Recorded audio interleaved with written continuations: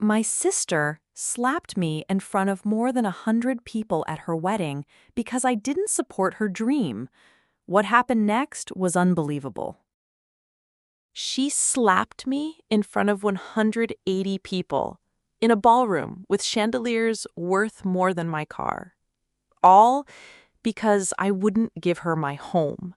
That slap didn't just sting my cheek.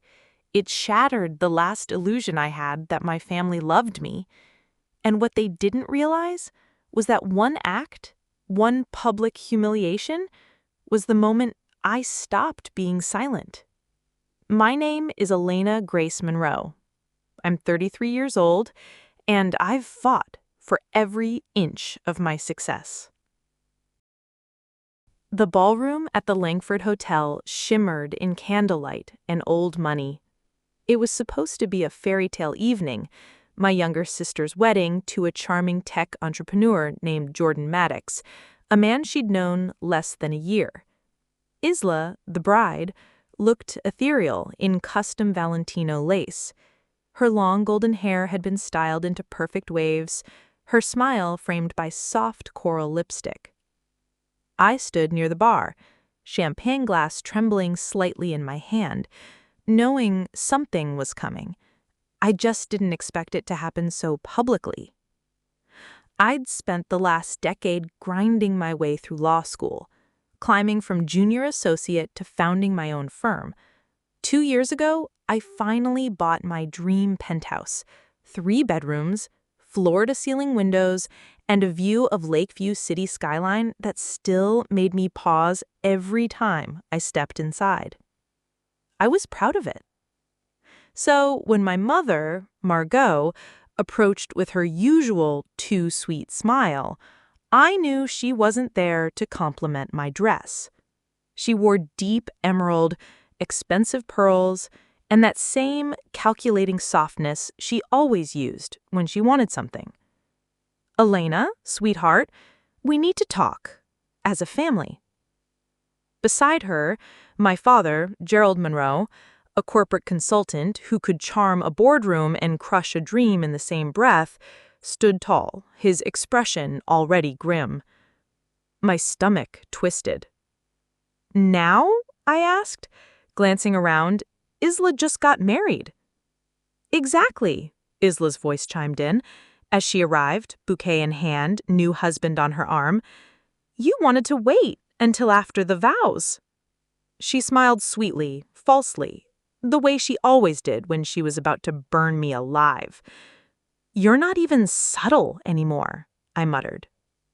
Elena, Margot said firmly, we need to discuss your penthouse. My pulse quickened. What about it? Well, Isla began, Jordan and I are planning on starting a family right away, and his apartment is cute, but hardly suitable for raising children. So? I asked. So, Gerald cut in, it makes sense for you to trade. Trade? I repeated, eyebrows raised. You're single, Elena, my mother said, like it was a diagnosis. You don't need 3 bedrooms. A 1-bedroom condo would be perfectly fine. You want me to trade my penthouse, I clarified, for a 1-bedroom condo? So Isla can have my home for a hypothetical baby? It's not hypothetical, Isla said sharply. We're already trying. That's not the point, I replied, keeping my voice steady. That apartment is mine. I bought it with my money. Elena, my father said condescendingly, you're being dramatic. Think of the family. Think of Isla's children. Which don't exist, I said flatly. You don't even use your guest rooms, Isla cried. You just fill them with books and random crap. Meanwhile, I'm over here planning a future. You mean planning to take mine? I snapped. She blinked. You're not entitled to my home just because you're popping out kids. Elena, my mother snapped. That's disgusting. Selfish children don't deserve success. And there it was. The old narrative. The one they'd repeated since childhood. That I was cold, too driven, not soft like Isla. That my work ethic made me unlovable. That I was a machine and Isla was the dreamer. "You're unbelievable," Isla whispered. "I always knew you hated me." "I don't hate you," I said, finally standing tall. "I'm just done sacrificing for a family that only takes." "Take that back," she hissed. "No." Then it happened. She slapped me. Hard. The sound echoed off the marble and glass. It silenced the band. It silenced the laughter. Then it started again. Only now it was laughter directed at me. Guests chuckled. A few clapped. One woman murmured, "Finally, someone put Elena in her place." My cheek throbbed, but I didn't cry. I smiled. Because at that moment, I made a decision, not to fight back with fists, but with everything they feared most: my power, my voice, my truth. I didn't say a word. Instead, I reached into my clutch and pulled out my phone, a sleek black rectangle that, in that moment, felt more powerful than any slap ever could. "Elena, what are you doing?" my mother asked, her voice pitched with alarm. I kept typing. "Elena," my father barked, like I was a child again, 12 years old, and being scolded for reading too much instead of going to cheer practice. Still, I typed. "Elena, stop embarrassing yourself," Isla snapped. I looked up at them, the bride in a gown that cost more than some people's salaries, my parents in designer clothes, faces flushed, not from shame, but from fear. "Don't worry," I said quietly. "I'm not embarrassing myself. I'm telling the truth." The tension shifted. The laughter began to fade. "What did you just do?" hissed, stepping forward. I smiled, not out of malice, but relief. "I just sent a message to a group chat," I said. "What group chat?" my mother asked, her voice thin and brittle. "The one with my attorney friends, journalists, clients, colleagues, you know, the people who actually respect me." Silence. I told them what happened, that my family demanded I give up my home so Isla and her husband could have it, that I was publicly insulted, screamed at, then slapped, and the entire room laughed. "Elena, you didn't," my father began, but I cut him off. "Oh, I did. And by the way, guess who else saw it all?" Their faces were blank. Judge Clarissa Adler. Ring a bell? I watched the recognition sink in. She's here tonight. She texted me 30 seconds ago. She's disgusted, said it was the most unprofessional behavior she's ever witnessed at a social event. "Judge Adler?" my mother repeated, horror blooming in her expression. "And that's not all. Remember Samuel Blackwell, the business columnist for The Ledger? He's here too. He filmed the slap. He's already messaged me asking if I want to comment for a piece he's writing about professional women and family pressure." "You wouldn't," Isla whispered, panic beginning to creep into her voice.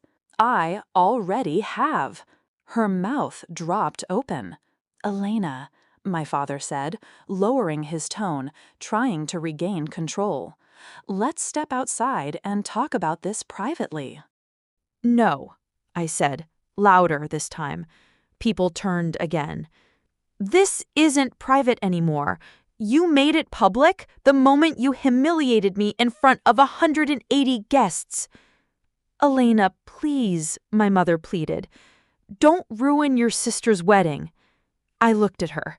This woman who had spent my whole life calling me too intense, who had rolled her eyes when I got into law school and told me to lighten up when I opened my firm. I'm not ruining anything, I said. She ruined her wedding when she hit me. You all ruined it when you decided my success belonged to you. Elena, Jordan finally spoke up. Isla's now visibly uncomfortable groom. Maybe we can figure something out. I didn't want to get involved, but too late.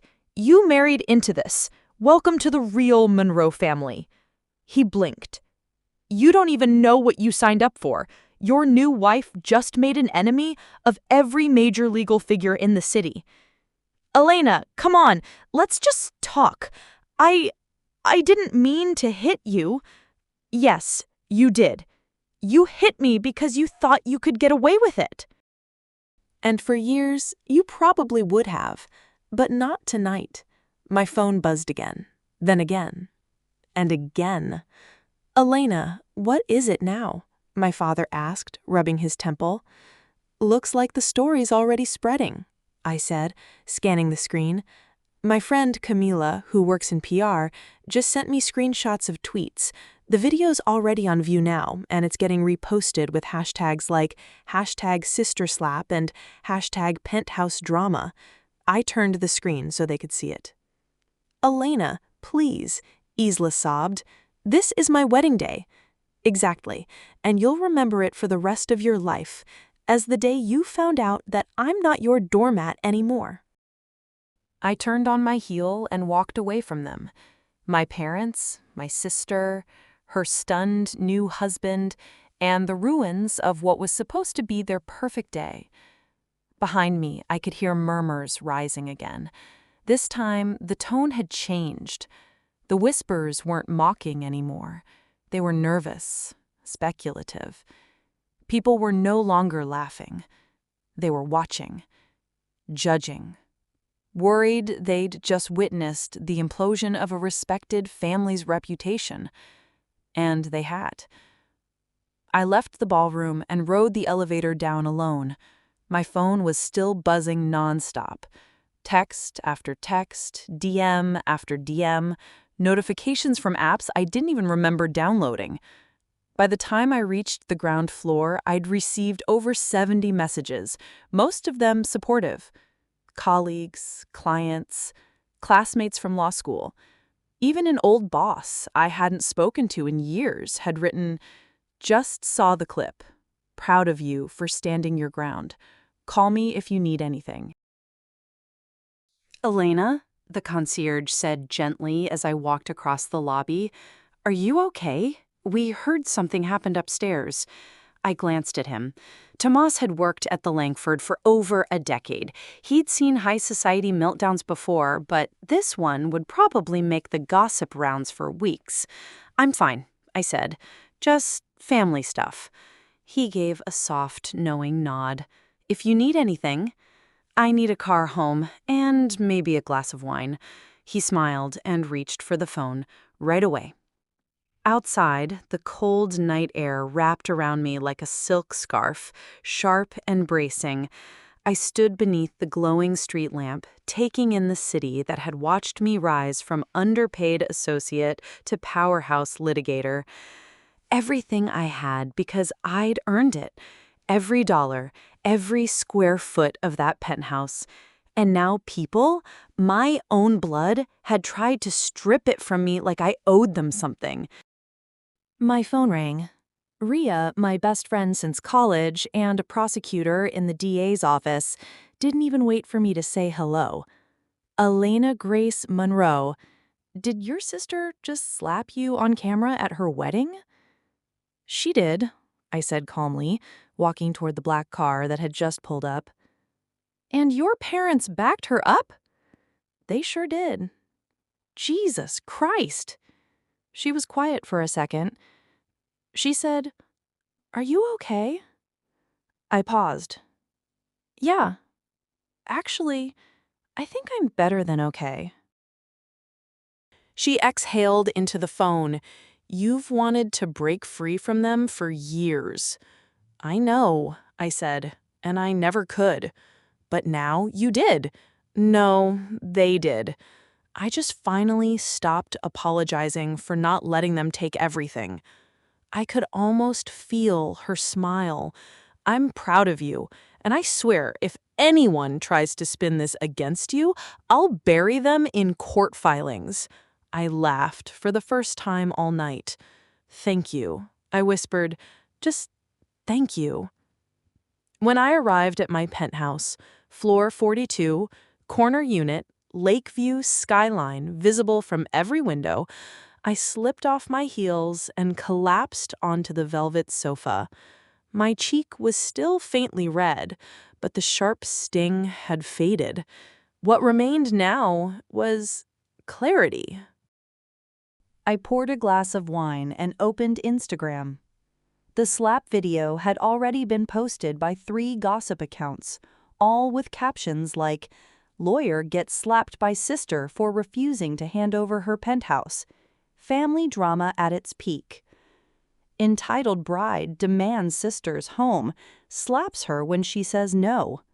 Welcome to the Monroe wedding." One had over 120,000 views. And then there were the comments. "Elena is a queen. That penthouse is hers, period." This is exactly why successful women go no contact. Sis got smacked and still walked out with her crown.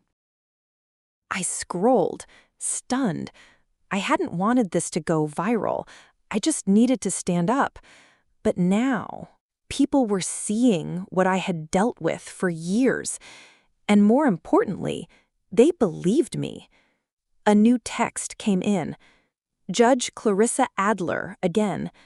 "Elena, I've seen everything now. You handled it with remarkable restraint. If you need any legal backing, I'm in your corner." Another message followed seconds later, this one from Nina Ellison, a partner at one of the city's most respected firms. "Your composure tonight, legendary. We're cheering you on from Uptown." I put my phone down and stared out the window at the lights of the city I had built my life in. I was alone in this apartment, yes, but for the first time in a long while, I didn't feel lonely. I felt powerful. Not vengeful, not bitter, just free. They had finally shown the world who they were. All I had to do was let them. By morning, I was on the front page of 3 gossip sites. They didn't know the whole story, not yet, but what they did know was that a woman had been slapped at a wedding after refusing to give up her home, and that woman had walked out of the ballroom like she owned the city. The headlines were brutal for my family. Bridezilla brawl. Sister of the bride slapped over penthouse dispute at lavish wedding. From I do to how dare you, chaos at Monroe Maddox ceremony. Some of the pieces were just clickbait, but a few, the ones that dug deeper, had already begun peeling away the image my parents had worked so hard to protect. One site linked my father's name to his consulting business and quoted a guest who had seen him shouting down his daughter like she was a stranger. It had begun, and I didn't have to do a thing. My phone kept buzzing with calls and texts, journalists, lawyers, old college friends, even a few people I didn't know personally but who knew of me, reached out to offer support. My assistant, Naomi, called around 10 a.m. from her personal number. "Elena, I'm so sorry to disturb you on a Sunday, but I had to call." "Let me guess. The firm's phone is melting?" "Worse," she said with a laugh that sounded like disbelief. "CNN called. So did The Atlantic. They want statements. Apparently a video of you walking out of the Langford in that green satin dress is already being used as a meme. A meme? Yeah, one of them says, "When you choose your piece over family drama and look hot doing it." I exhaled through a stunned smile. This is insane. They're also asking if you plan to press charges. I hadn't even considered that yet. Isla's slap hadn't broken skin or left lasting damage, but it was still an assault. And more than that, it had been intentional, public, and humiliating. Not yet, I said. Tell them no comment for now, but prepare a press statement. Got it. As I ended the call, I realized I was sitting in the exact same spot where I'd once signed the final contract for the Penthouse. A memory that felt heavier now, more meaningful. I had done that alone. No one helped me. No one celebrated it. In fact, my parents had once called it a waste of money and warned me it would make me unapproachable. Funny how now, that same space they mocked had suddenly become their goal. And when I didn't hand it over, they turned on me. I got dressed and made coffee, letting the noise of the city drift in from the windows. Outside, people were living their lives. I could see joggers moving past the park, cab horns echoing faintly, children with balloons. The world hadn't ended. It had just changed. I opened Instagram again. Isla's wedding hashtag Isla and Jordan forever, was still trending, but now for all the wrong reasons. Someone had reposted the slap clip with dramatic piano music behind it. Another post was a split screen. One side showed the moment of impact, the other showed my face as I calmly typed into my phone.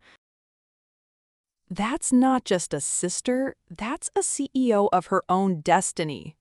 The comments below were ruthless. The audacity to demand someone's home and then slap them for saying no? This family is toxic. Elena handled that with grace. Anyone else would have flipped the table. I hope she keeps that penthouse and turns the spare room into a shrine to her boundaries. I laughed out loud at that one. But beneath the humor, something more serious was happening. Something real. People were talking. Not just about me, but about the bigger picture. The pressure women face to sacrifice their success. The way family can weaponize guilt. The expectation that if you're not married with kids, your life is considered disposable. The myth that blood is always loyalty. There were threads on Reddit, think pieces being drafted on Medium. A podcast host I'd been on once had posted, "Ilana Monroe just showed us what standing your ground really looks like. Let's normalize this energy." I was floored, but mostly I was calm. Not gleeful, not gloating, just settled. Because even if the story blew over tomorrow, the damage was already done. Not to me, to them. And they had done it themselves. All I did was tell the truth. And the world had listened. It came in at exactly 2:41 p.m. Unknown number, local area code. I let it ring twice before answering. Alana speaking. There was a pause. "It's Dad." I didn't say anything. "Elena, Look, I know you're upset and maybe you have every right to be, but can we just talk like adults?" A soft laugh slipped out of me. Not cruel, just tired. "Now you want to talk like adults?" "Elena, you yelled at me like I was 10 years old. You stood by while Ela slapped me. You let a ballroom full of strangers watch your daughter be humiliated and then let them laugh?" "I didn't let anyone laugh," he said defensively. "But you didn't stop it either." Silence. "Your mother's not doing well. She hasn't slept. She's worried sick. She wasn't worried when she told me I didn't deserve my home, I replied. She didn't lose sleep when she told me I was being dramatic for not giving away my success. Alina, be reasonable. No, I said firmly. I've spent my entire life being reasonable. Reasonable when Isla ruined my things as a kid. Reasonable when you skipped my graduation to attend her art show. Reasonable when I bought this penthouse and you mocked it. I've been reasonable. More silence. We just wanted what was best for the family, he said. No, I corrected. You wanted what was most convenient. You wanted me to shrink so Isla could spread out. She's your sister. And I'm your daughter. I could hear his breathing, that heavy, slow kind men use when they're trying to stay calm. He was struggling to find control, but he didn't have it anymore. Elena, he finally said, we're asking for forgiveness, a chance to make it right. I closed my eyes.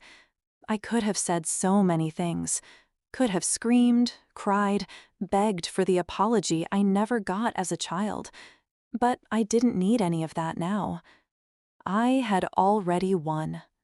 Not on social media, not in gossip blogs or press quotes. I had won the moment I stopped trying to make them proud. I had won when I protected my peace. I forgive you, I said, but I'm not forgetting. He started. And I'm not coming to brunch. I'm not giving up my home. And I'm done trying to earn your love by giving up pieces of myself. Alina, come on. No, I said. From now on, I don't owe you anything. Not space, not silence, not access to my life. And I hung up. Just a quiet click, and freedom. And later. That night, as the sun set behind the skyline, I curled up on my velvet sofa with a glass of wine and finally exhaled. The storm had passed. My inbox was still full. People still wanted interviews, quotes, podcast appearances. I would answer them in time, on my terms. But for now, I wasn't thinking about the media or the drama. I was thinking about the little girl I used to be. The one who stayed up late with a flashlight reading law books under her blanket. The one who learned to type legal briefs while her sister threw parties. The one who grew up in a house that never made room for her brilliance, so she built her own. And then I raised a glass to her. To us, I whispered. We made it. The headlines were gone. The memes had faded. The gossip accounts had moved on to the next scandal. But somehow the silence that followed tasted sweeter than the noise.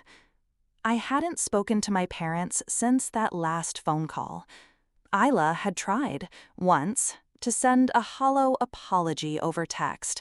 Something about emotions running high and how she hoped one day we can move forward. I never replied, because I had already moved forward. Not with resentment, not with revenge, just with clarity. The penthouse was quieter now, not because it was empty, but because it was mine. Every corner, every polished marble counter, and every floor-to-ceiling window reflected the life I'd built without compromise. I had finally redecorated. New art on the walls, new linens, a warm oak table in the dining room, where I now hosted friends, not family. Rhea came often. So did Naomi, my assistant turned close friend. We talked, laughed, drank wine, and never once raised our voices to prove our worth. The second bedroom, the one Isla once claimed as hers, had become my reading room. Books lined every wall. A daybed sat beneath the window. It was quiet there, like a cathedral of ambition. And on the far shelf, in a golden frame, sat a photo of me, alone, strong, walking out of the Langford in that emerald green dress. Someone had captured it perfectly. Wind in my hair, face unreadable, power in every step. Underneath it, the words Rhea had printed in gold foil, "When they tell you to make yourself smaller, expand instead." Some days, I still grieved the idea of family. Not them, just the idea. The fantasy I clung to for too long. The lie that said if I kept giving, one day I'd be enough. But I had learned something better. That being enough was never the problem. It was being too much for people who refused to grow. So I grew without them, and I was no longer afraid. Thank you so much for watching. If this story moved you, even just a little, don't forget to like, share, or follow for more. Got thoughts? Drop them in the comments. I read every one. And if this resonated, make sure to check out the other stories on the page. There's more where this came from. Until next time, take care, stay strong, and protect your peace.